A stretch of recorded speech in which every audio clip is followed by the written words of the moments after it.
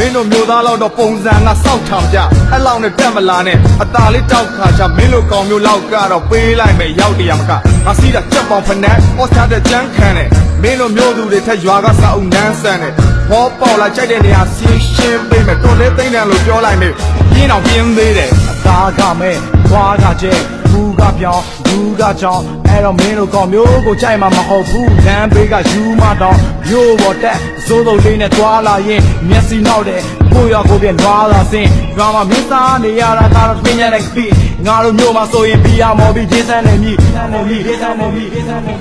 Come on တာမဲ့ပြီးသွားချက်ပဲမဲ့မင်းတက်စော်ကြည့်တဲ့တော်သားတွေကမျိုးသားတွေချက်ပို့ပြီးတော့တော်ပြီးကျွဲမင်းရဲ့ပုံစံကငါအတွက်တော့ထင်လောက်ထောင်ကြစားရှိရင်တော်ရက်ကိုဒီနေရာမှာရှင်းတော့မှလားမင်းကတက်တူးနဲ့ဆိုတော့မျက်နှာယူပဲမှန်တိုင်းပြောရရင်မင်းစော်လဲငါဖတ်ဖူးတယ်ဒီလိုပြောလိုက်လို့မထွက်နဲ့ဒေါသလဲငါကမစ်ချက်ပို့ပြီးတော့စကားကြွယ်တဲ့တော်သားပဲ